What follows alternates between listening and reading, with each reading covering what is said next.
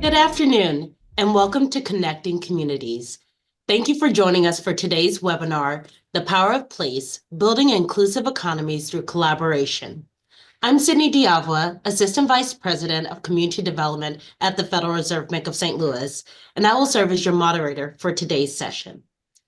Before we get started, let's move to slide 3, where we can take care of a few housekeeping items. The views expressed during this session are those of the presenters and are intended for informational purposes. They do not necessarily represent the views of Fed communities or the Federal Reserve System. Microphones have been muted. Please use the Q&A feature throughout the session to submit questions. We promise to get to as many of them as possible during the Q&A portion of the presentation. Let's keep this conversation going. Engage with us on social media using the hashtag #ConnectingCommunities and visit fedcommunities.org for a variety of CD articles, resources, and data from across the Federal Reserve System. And finally, this session will be recorded and the presentation, video, and podcast will be available on fedcommunities.org within 2 weeks of this event. I would now like to turn the presentation over to my Boston Fed colleague, Colleen DeWicki. She is director of the Working Places team, supporting leaders in smaller cities and rural areas, working to build more inclusive economies through the Working Cities Challenge and the Working Places Learning Network. Colleen, the floor is yours.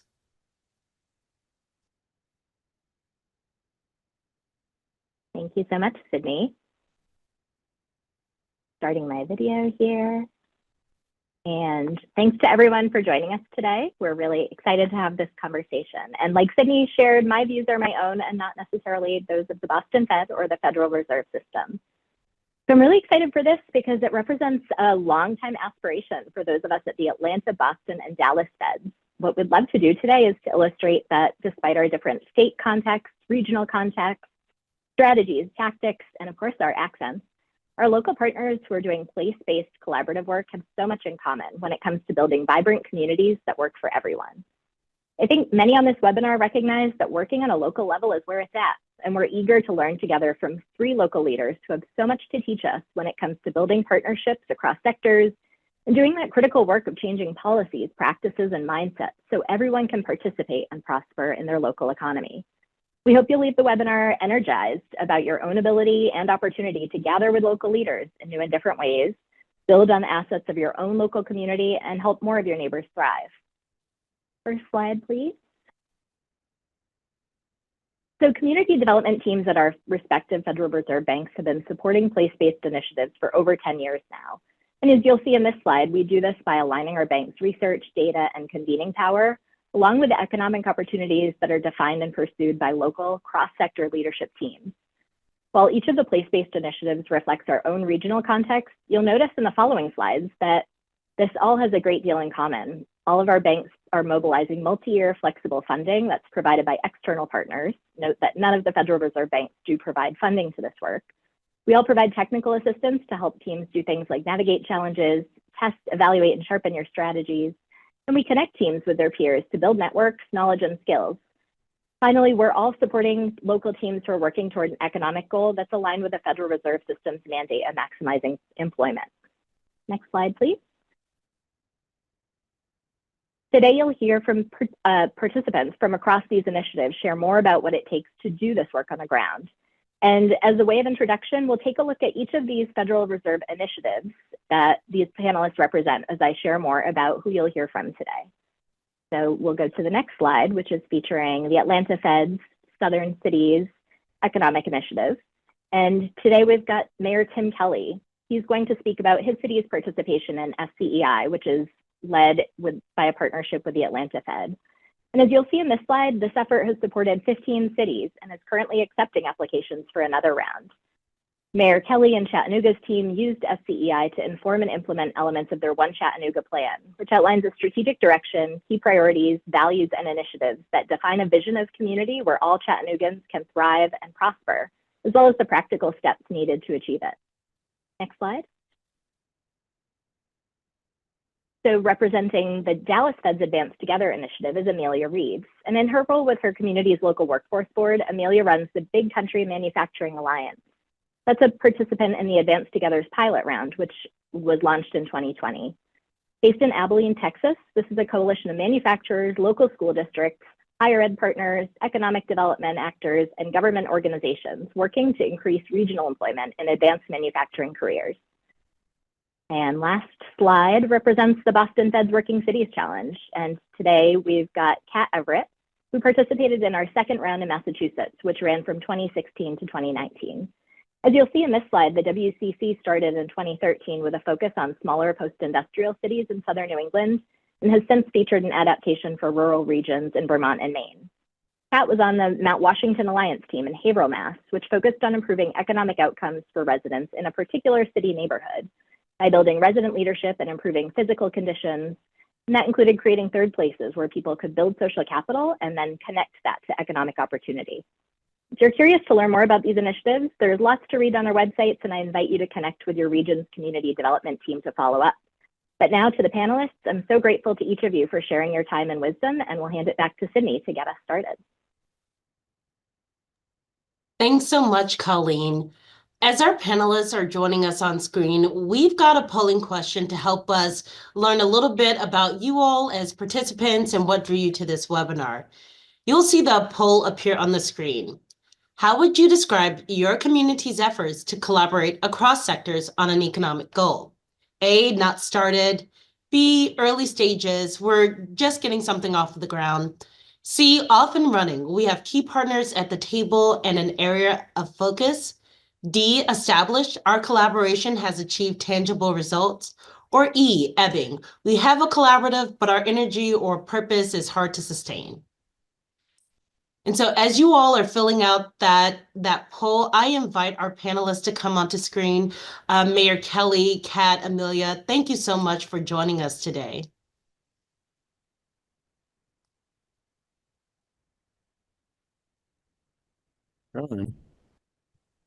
Hey there, thank you. I'm not able to start my video. Oh, here we go.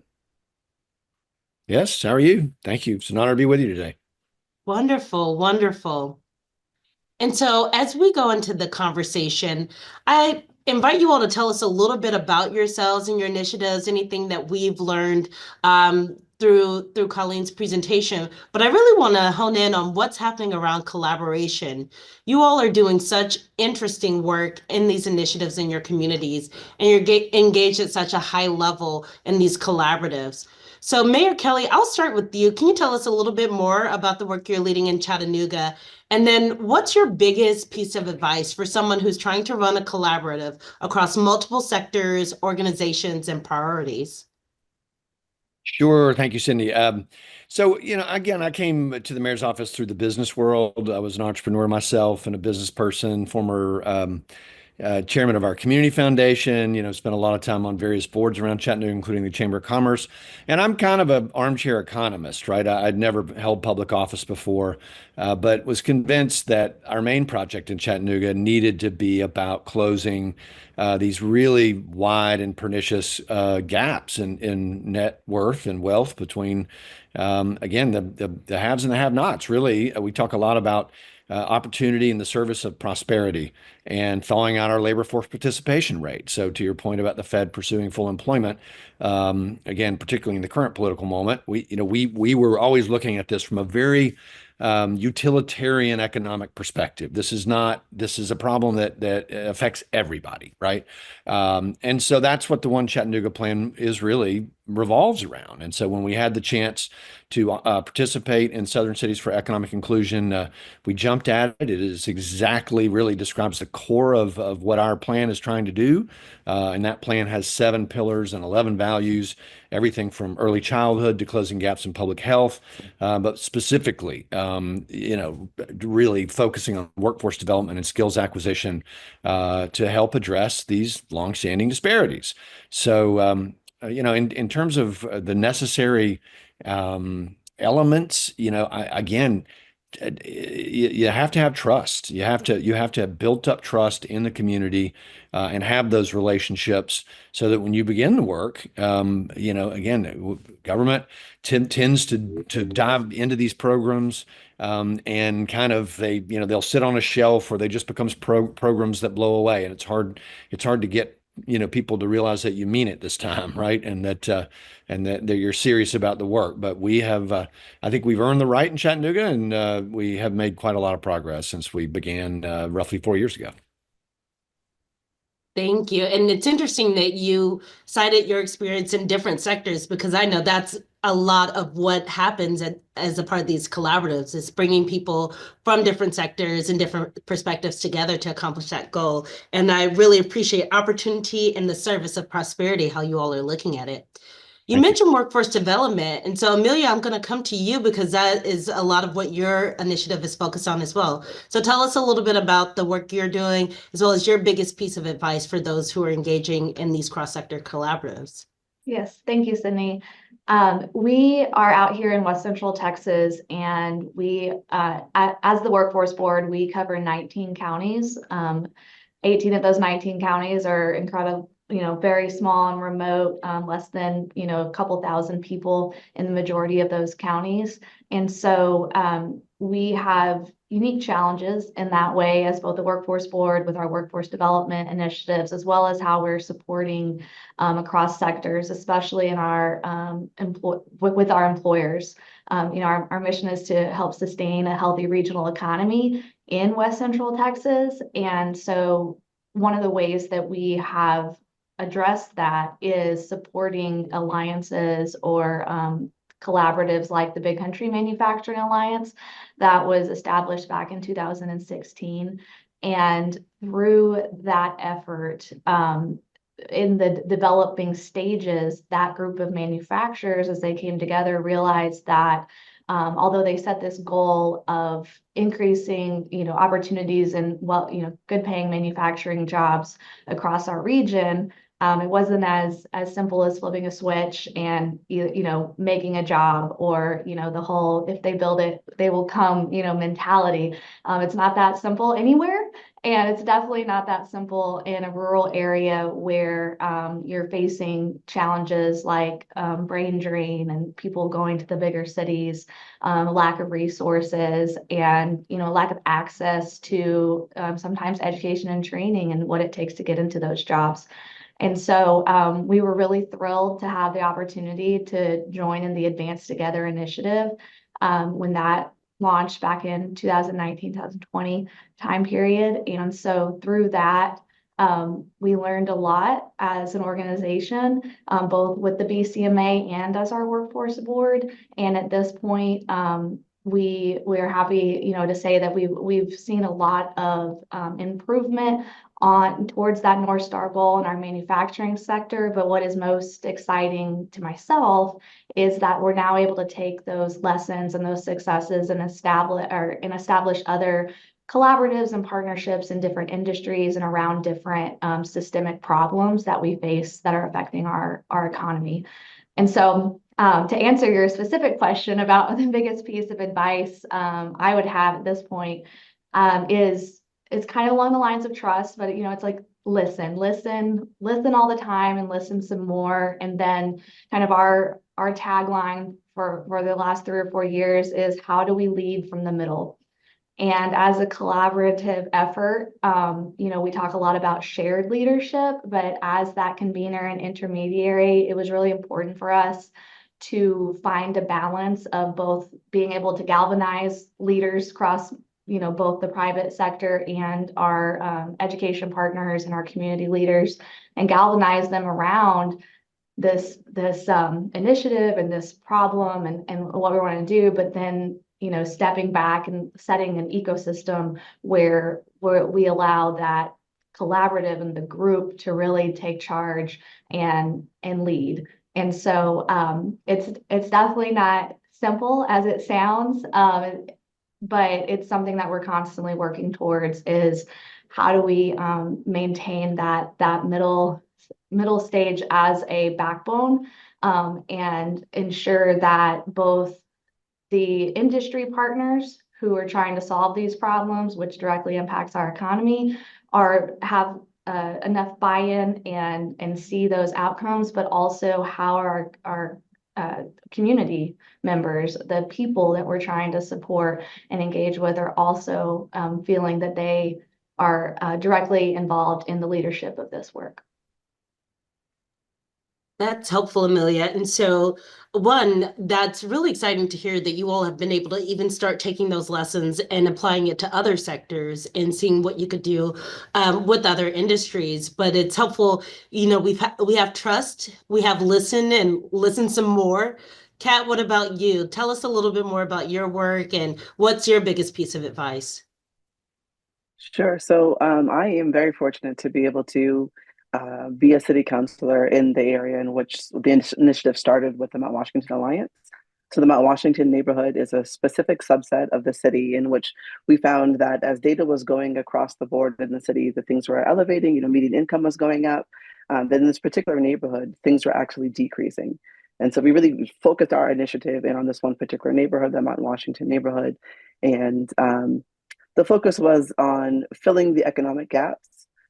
Trust was damaged. The area of the city was isolated, historically underserved and overlooked, not just on a city level, but also on a regional level as well.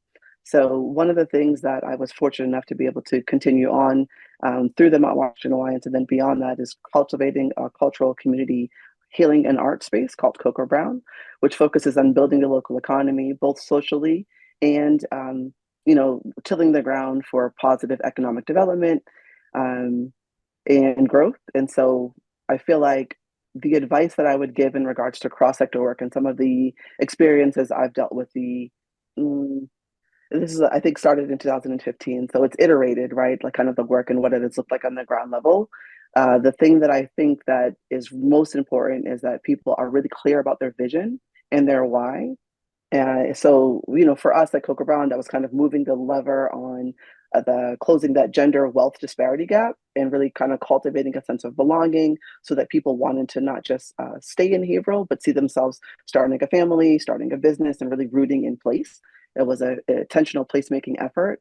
And then making sure that every person at the table is also clear on their interest in the shared result. So making sure that there's buy-in from everyone that comes to the table on what the shared result will be and kind of what's the skin in the game for them as well. So that's the biggest piece of advice that I would offer. That's helpful. And so it's being clear on the why. Everyone has to understand the why for the work that you're doing, but also their why for being a part of that table. And so you all have all come from different perspectives on bringing different sectors, partners together around collaborating for economic development projects. And I heard a lot of this work has been going on 10 years, 9 years. It's been ongoing for a while. So how do you gather and keep these cross-sector leaders together over the course of this work? How do you keep everyone engaged? Mayor Kelly. Okay. I figured it was coming. Well, look, I mean, over communicate. I think you just have to make sure your team is engaged and mission focused.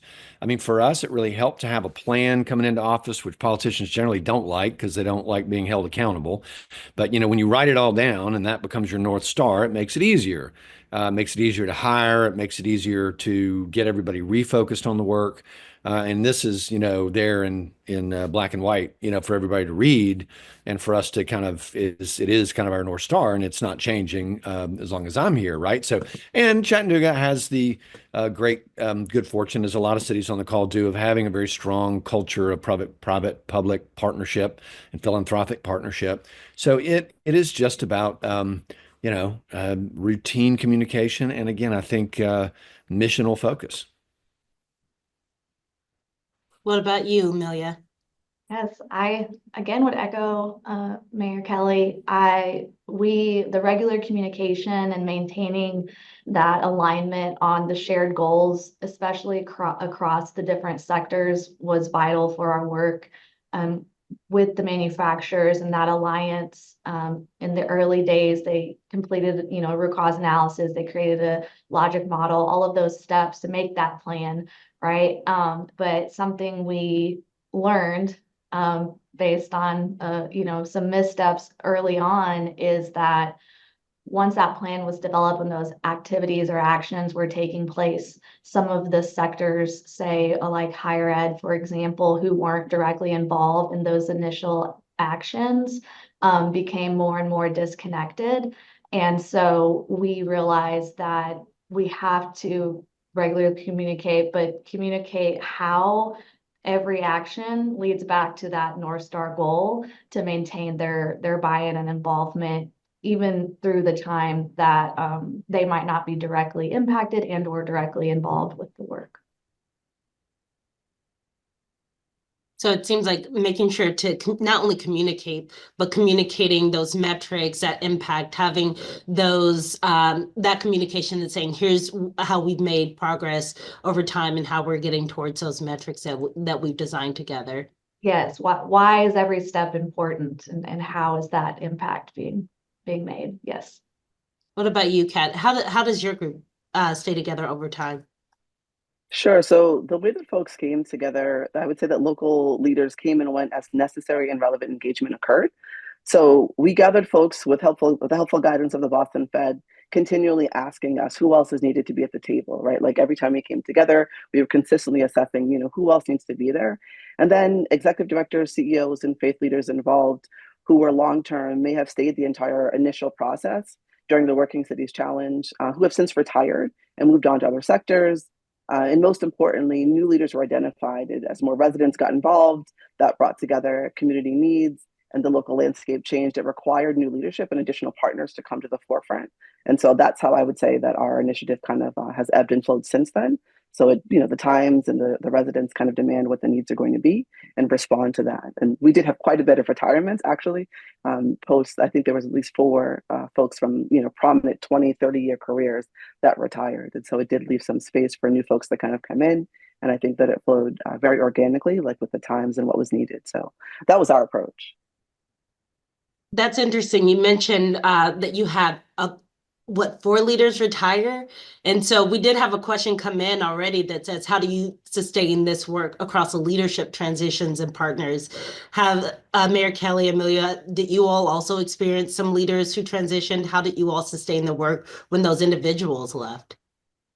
We did, and again, somebody's got to carry the baton, right? In my case, it has to be me, but in different settings and different areas, I think this is where kind of redundancy helps, and having a lot of folks at the table who all have skin in the game, because yeah, somebody's got to keep it rolling. We had a couple of key people go, and I will say the Atlanta Fed was also. It helps to have sort of that convening partner who's missionally focused on that, and one person moves along and the next person sort of fills in, and the program was really good about keeping us focused in that regard.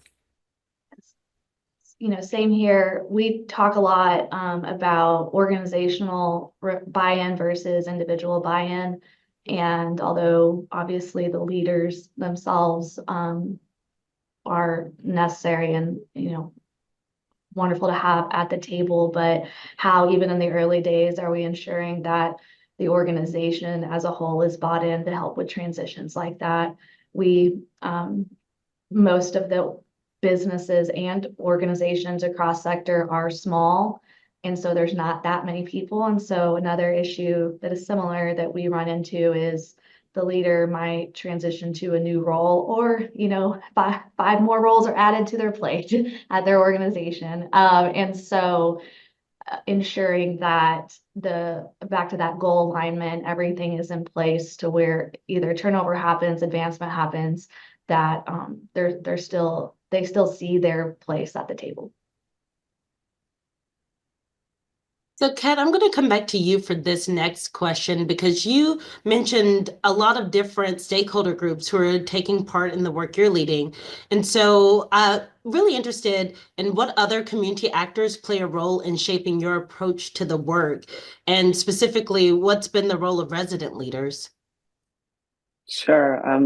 That kind of expands on that. So thinking of the question that you just asked, I kept thinking, deepening relationship and expanding opportunities. And so I spoke a little bit about being able to represent the area in which this initiative started. So at that time, I was a community leader, right? At this time, I'm a city councilor, and it's our first time having ward-based representation.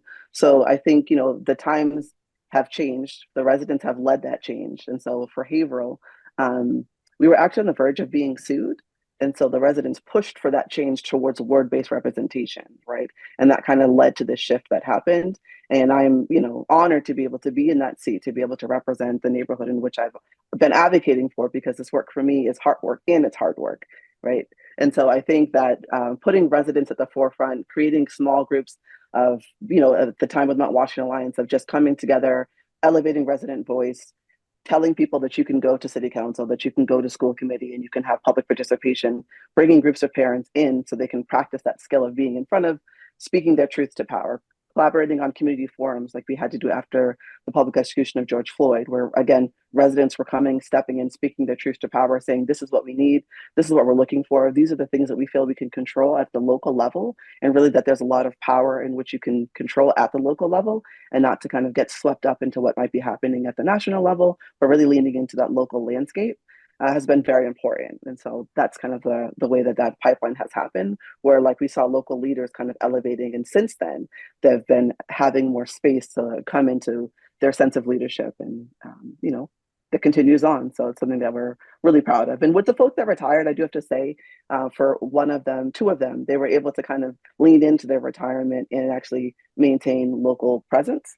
And so the relationships might look different, but they're just deepened, right? They may not be at the forefront, but they're still involved. Good to hear there's an evolution of their participation. Malia, what does it look like? What are some other community actors who play a role in your work? Yes. One thing that we recognized early on that we needed to focus on is hearing from the voice of the rural community, especially in our small towns across our region.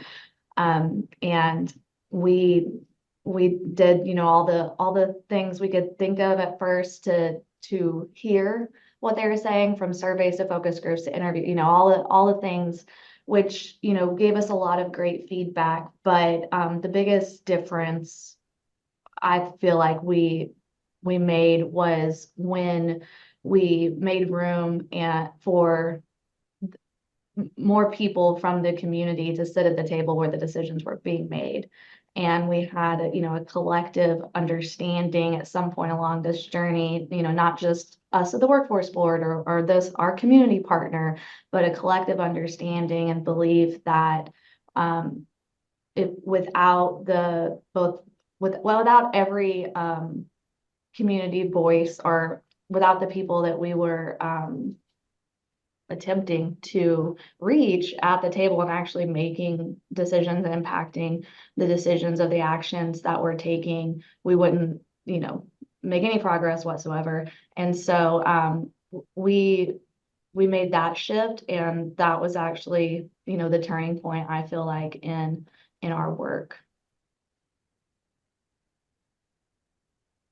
I'm going to take a moment to come back to our audience and to get some more perspectives on what's bringing you to this conversation, and also what we should know and lean into here.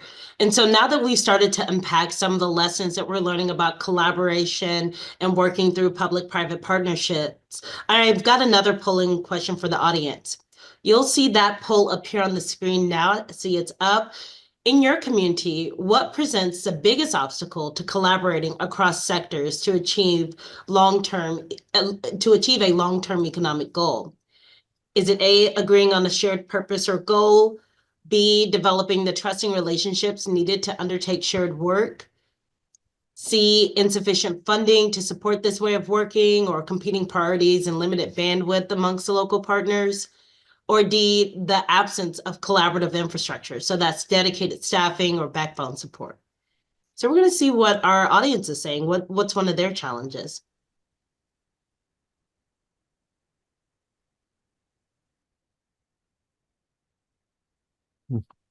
And so it looks like for about 42% of the audience, it's insufficient funding to support this way of working, or limited bandwidth amongst partners. And it looks like the absence of collaborative infrastructure and a dedicated staffing and backbone came in second. Does this resonate with the three of you all? Did you all encounter any of these same obstacles? Yes, I'll jump in here. the last two, they just went off my screen, so I won't try to repeat them, but thank you. The absence of infrastructure for the collaborative and insufficient funding specifically to support this way of working, the collective impact, has been a big barrier to sustaining this type of work, or our work especially. And so very much resonate with that. The Big Country Manufacturing Alliance has had many discussions, and they're actually in a point of transition at the moment, growth, but transition at the same time, in trying to identify, what that looks like moving forward with limited resources. And so knowing that how it was set up for the last 8 years was very beneficial, but how do we move forward? And so big Yep. issue. I would echo what Amelia said. I mean, again, on the the one hand, priorities are very, very important, and every mayor has different priorities. I mean, personally, again, I came to the real conviction, really, that that economic mobility, and thankfully this came out of the foundation work I did here. So a lot of our foundations have the same lens, that economic mobility was at the core of so many of our problems. So, you have to make it a priority, rather than, again, I think a lot of the problems that we deal with are really downstream of this problem, where if we were able to really focus on this problem, it would solve a lot of other problems. And so, yeah, the absence of that infrastructure is also very important. And in doing this work, I kind of have opened a can of worms on the workforce development side, which I know Amelia can probably relate to, and Kat as well. And I'm on the state workforce development board, and I've realized that we've got a lot of work to do to build a system both at the federal and state level that really works better for everybody. But it's exciting because I think we do have the potential to do that. So my answer is a little different. For our initiative, it was really developing the trusting relationships needed to undertake the shared work. So for us, it wasn't, if you fund it and you build it, they will come. There really was a lot of, and I would say, I think Mayor Kelly had mentioned, there's a lot of connectivity already. So for us, this was new, right? So kind of this cross-sector work was very new for our area. And folks were not necessarily accustomed to doing things. I'm a grassroots community engagement person at heart. So always doing grassroots community engagement and organizing. And so if you've ever been to a grassroots community organizing meeting, they take time, right? And so some of the efficiency kind of came into play a lot, like when you're bringing in, as residents' voice increased, some of the things tended to take longer. And sometimes that was a bit of an issue in just establishing trust and making sure that there was spaces. We were very fortunate to bring in, I believe his gentleman's name was Bill Trainer, to help us establish, some frameworks and some practices to make it a little bit more flat so that we could endure the meeting space to be able to bring in all voices. For the neighborhood, again, it was very underrepresented. So we were not having elected officials coming in. That was a new thing that we established, right? And so creating that space, having the elected officials as they came in, understand that it would be respectful to the residents if you stayed the entire meeting instead of getting up and leaving because you have 5 other meetings. For example, were little things that we had to kind of work on with establishing trust. So for us, that was really the greatest barrier to overcome. And I feel like it's something that set the groundwork for what we are still dealing with as a city. Now that we do have, I keep mentioning this, ward-based representation, but it's a microcosm of that, right? Really being able to work together across the sectors, across the city for the good of the entire city, and making sure that all neighborhoods are elevated, not just certain neighborhoods. I feel like that really laid the groundwork for our entire city and kind of where we are now. So I'm going to come to a question that often vexes communities, especially when you're doing work around workforce development or economic development, and especially in these types of collaborations. And so it can be challenging to engage the private sector as a long-term partner in this work. So tell me a little bit more about what did this look like in your work? How did you get the private sector to the table? How did you encourage them to stay to the table? Mayor Kelly, I'll start with you. Well, in our case, with our Builders Blueprint program, we really didn't have to rely too much on them. Again, I have good relationships having come from the private sector. We certainly didn't face any opposition. In our case, the program was really about breaking down barriers, bonding requirements, and so on, so that we could actually just have more contractors participate in bids and participate in the market, right? In an effort to both reduce our costs from the city perspective and increase our supplier diversity base. So we really haven't had a lot of trouble there. They welcomed our efforts with open arms. Wonderful. Amelia, what about you? What did that look like with the manufacturing sector? Yes. So the BCMA, the manufacturing sector, it did look different than probably a lot of collective impact, where it started with private sector. It started with this group of manufacturers who came together, more or less on their own and said, we have a problem. And they're all, not all, the majority of them in our region are small to mid-size. And so individually, they recognized that they couldn't make much impact on the workforce talent pipeline alone. And so they wanted, to come together and see if joining forces could make some bigger impact. And so as far as getting them engaged, we were lucky in that sense, if you look at it like that. But I will say keeping them engaged is definitely the challenge. And one thing that we did early on with our work is to talk a lot about why they needed to engage with other sectors, especially in education. When we did our initial root cause and identified our key strategies early on, one of them was simply awareness of manufacturing jobs, and starting at a young age, that students, young people across the region and their parents aren't aware of the quality jobs and career pathways in manufacturing, especially advanced manufacturing, and that it's changed over the years. It's not always the hot and dirty, jobs of the past. And so because of that, and because then one of our main strategies was focused in the education world, we did a lot of work on thinking about how they viewed that relationship and how they viewed that connection. We talked about, and on the education side too, this is not like a charity relationship. It doesn't need to, it's not, just about philanthropic needs or tax write-offs for businesses, when they're giving their time in school. That's all great. And we all hope that everyone's doing it, doing work because of the good of the people. But we know that ROI is important. And we spent a lot of time teaching education, how to speak industry's language, and industry, how to change their view of education into their future workforce, into a strategy for talent pipeline development. And we've seen a lot of forward movement because of that, and more long-standing relationships between our businesses and our education partners. So it seems like there was some bridge building, but also some translating you all did on how do you speak each other's language and coming together and then identifying long-term partnership. So all three of you all, as Colleen shared, are coming to this webinar today as participants in different Federal Reserve place-based initiatives.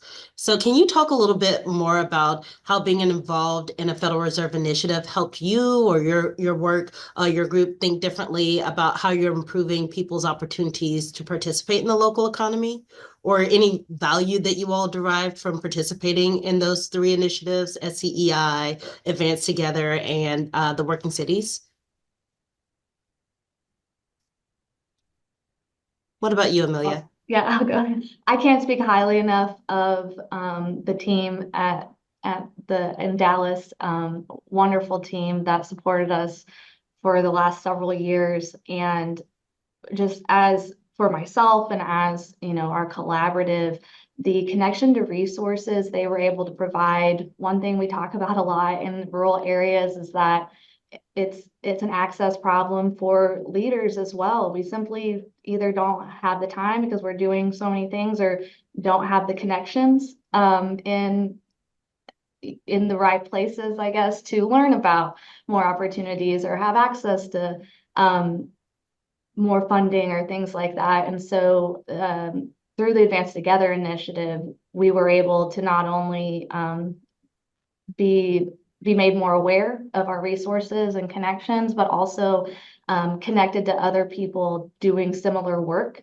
and being able to learn from them, and find places that did look a lot like us that we were able to walk beside on this journey. What about you, Kat? What was the relationship like? What was some of the value you found with the Boston Fed? Sure. So my coming into the Mount Washington Alliance was wearing two hats. One was as an anchor institute. My father's church, he was a Pentecostal bishop in the ministry for 55 years in the city of April. And so that was the first hat that I wore. And the second hat was as a local community leader with a very, very, very, very small nonprofit. And so I frame that to say I was coming in a very different positionality than some of the other folks that were coming in from the other cross sectors. And so for me, the support of the Boston Fed, the training from the Boston Fed, the summits to be able to connect with other local leaders that were doing work in their cities was absolutely invaluable. It's something that I still reflect on. I have all of my notes from every forum and every summit that I've ever attended since 2015 with this group. And literally, like it's when I say it's like manna from heaven, I'm not exaggerating. It's been such valuable information, such valuable support, resources, network that I would not have had access to otherwise. And so I just kind of want to elevate the voice of the little people, to say what it really means to have the cross sector work and being able to kind of come in. Being able to, one of the most salient moments for me was when I was able to bring a resident who I'd been mentoring for 4 years to one of the trainings in New York. And, we had this moment after she was like, everything that we talked about clicked. The systems and why you have to have systems change and what the systems are. Like it was a moment of connectivity that I wouldn't have been able to access without that support. So it's truly been invaluable and it remains invaluable. The support continues and it's something that I'm eternally grateful for. Excellent. Mayor Kelly, what about you and the Atlanta Fed? Well, as I've said, I mean, it was as Kat said. I mean, I couldn't have said it better. I mean, I couldn't have dreamed up a better program if I had tried. I mean, again, having kind of written my One Chattanooga plan based on my work in the foundation world, studying economic mobility, and working with various nonprofit partners, knocking on doors and talking to voters. When the program came along, it was just as though they had read my mind. And so and the work across southern cities is, I think, especially difficult because the gaps are especially aggravated, and and we have the most difficult history. And so listen,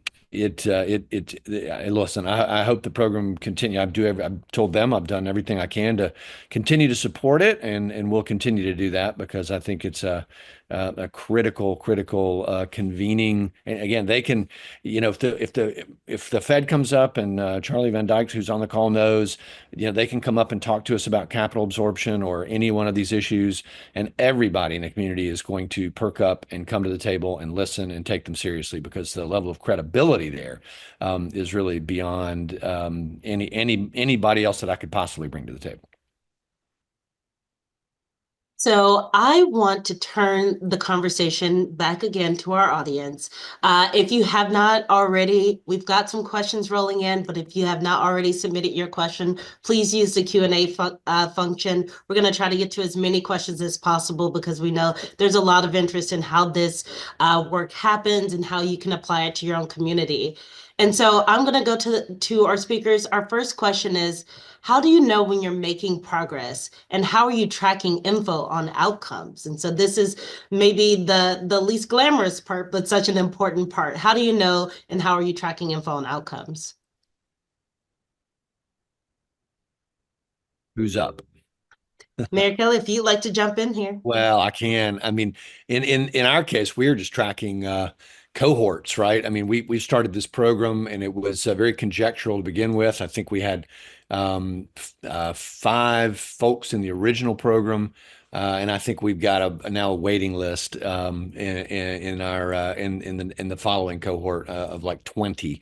So again, that's what it boils down to. But you do need metrics to track, and again, ultimately, this should affect. I mean, one of the things I learned participating in the program is that, and I hope this isn't the case everywhere, but our efforts at supplier diversity were really not hadn't been effective at all. And again, that's where it will show up in the, we need a supplier base that looks more like our entire community. And this, that's where we will eventually, that will be the ultimate KPI.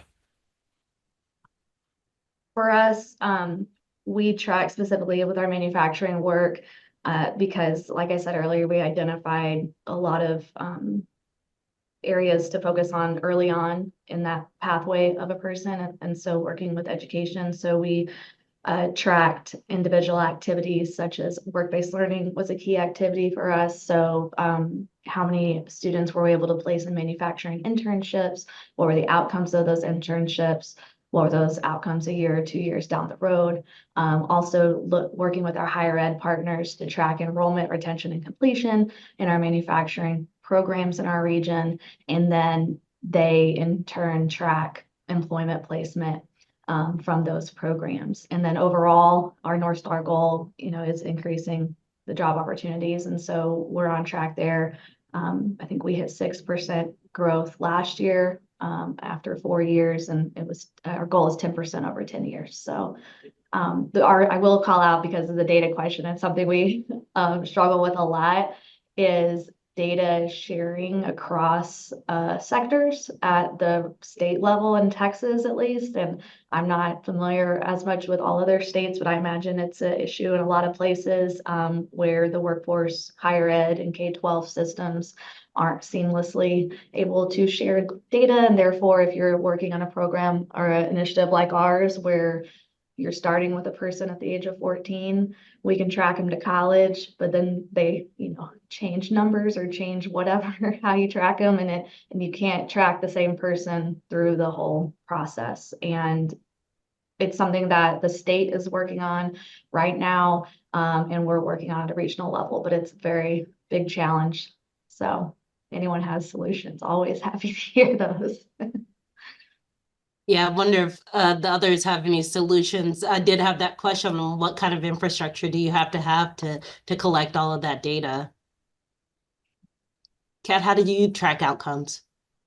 So for us, it's in relationship development. So the collaborative of the Mount Washington Alliance doesn't exist, but the work continues in several different other aspects within the neighborhood. And so while we might not all be best friends, those relationships that were established are important to moving the needle in the neighborhood. And that's what matters. And so I can't speak highly enough about the private sector, the partner from Joe Fantini from Fantini Bakery, who has continued to show up and support everyone's iteration of the work within the neighborhood to try to strengthen and lift the needle there, as well as, like I said, in the political landscape. If we're hosting a meeting in the Mount Washington neighborhood, elected officials will come, right? So like those are kind of tangible changes that have happened based on relationship and trust that didn't exist before. So that's been our kind of largest measure from where my nonprofit kind of sits, looking towards the fragmentation that had happened in that neighborhood and really looking to establish trust. And so that's what we continue to develop is the relationships and measure those quality of the impact. Quality of the impact. That's important. So we have another question from the audience. If you had a magic wand and could fix or solve any funding issues related to your collaborative work, what would you change?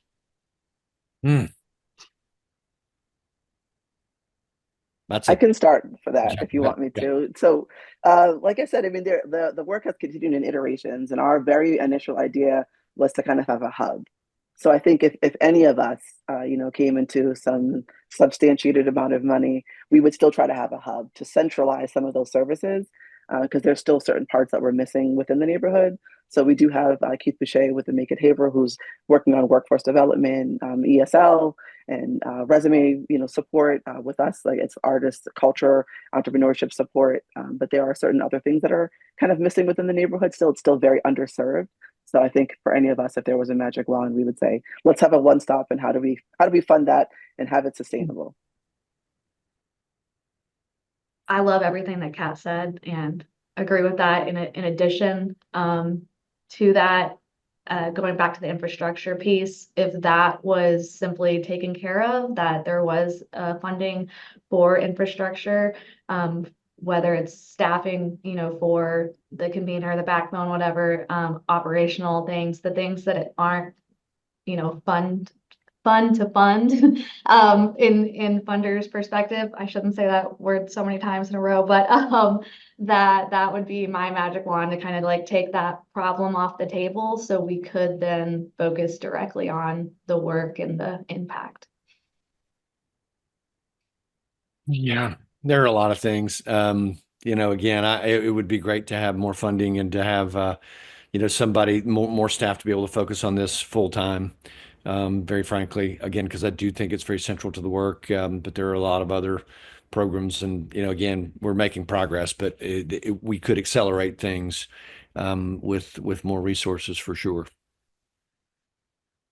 So the next question is, are any of you working with community development financial institutions, so CDFIs or other financial institutions in your communities, and how are you working with them?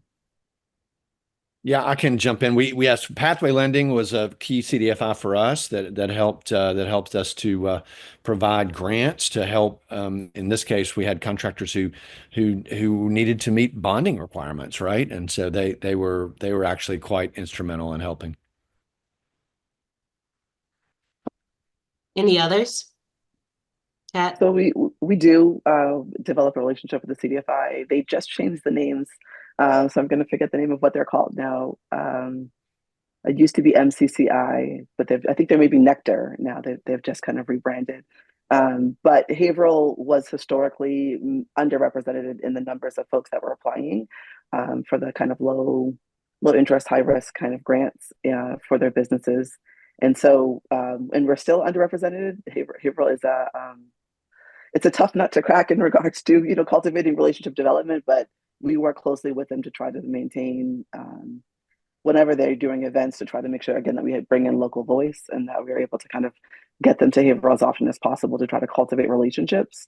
When you're part of a regional area where you're on par with size, but kind of new to the game, it's sometimes hard to kind of get in. So we do sometimes lose them to Lauren's efforts, but we try to kind of get back in there and push the regional perspective. And they've really been very helpful in that regards.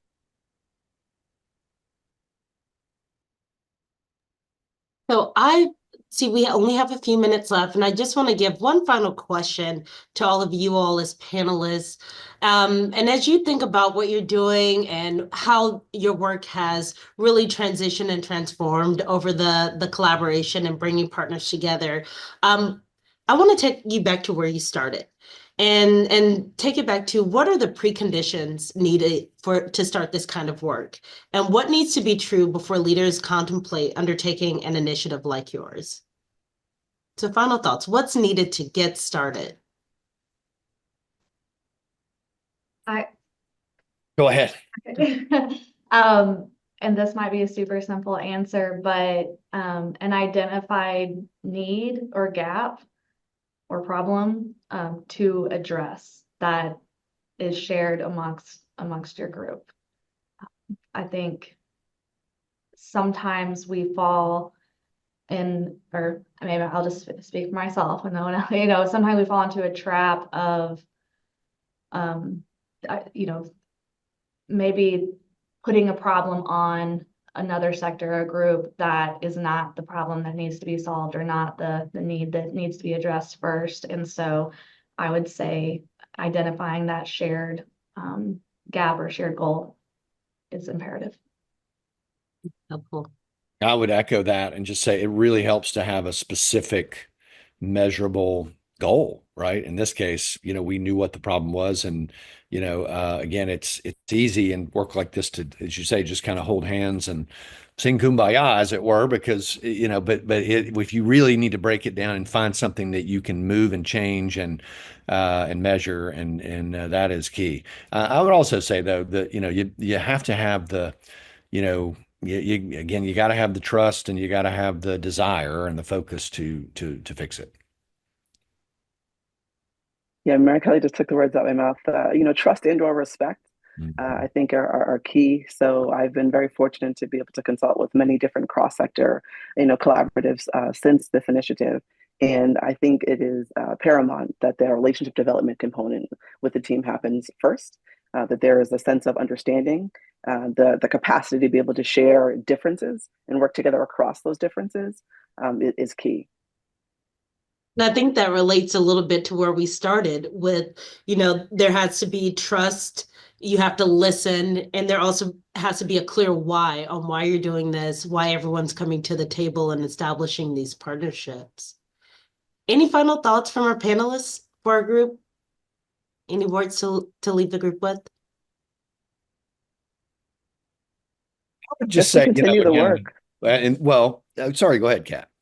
No, just to continue the work, Yeah, So I hope if you're someone from the yeah, philanthropic space that you're going to continue to fund work like this. yeah. And if you're folks on the ground level doing the work, that you stay encouraged and just continue the work. Yeah, I would just say again, I was just in Nashville talking to the governor of Tennessee with other mayors from around the state. And, the work is the work is the work. We get hung up on words and acronyms, and it's unfortunate that we're in the situation we're in.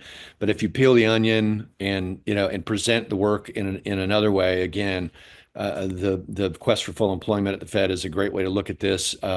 We need an economy that works for everybody, and that need not be controversial or divisive, and I don't think it is. So we got to continue dedicated to the work. Amelia, last words. I don't think I could say it any better than the two of them. So Wonderful. Well, I want to say thank you to our speakers. Thank you for joining us today. Thank you for providing insightful information and engaging the audience. And to our attendees, thank you for your participation. Thank you for spending your valuable time with us today. Before we end the session, we do have a few requests. Please complete the survey. We'll send it to you immediately after today's event so that we can improve and continue to bring you timely and relevant topics. Today's session will be also available on YouTube and the Connecting Communities website in about 2 weeks. Visit Fed Communities at fedcommunities.org to access additional articles, resources, and data about community development across the Federal Reserve. Follow us on social media. We're on LinkedIn, X, Instagram, and Facebook. And don't forget to subscribe to Fed Communities newsletter by clicking the About Us tab and then click subscribe. This session, including all of the slides, will be available and featured in our next newsletter and will be available on our website within 2 weeks of today's event. Finally, check out recordings of previous Connecting Communities webinars on fedcommunities.org, and also check back periodically for more Connecting Communities events. Thank you again for joining Connecting Communities, and we hope to see you again soon.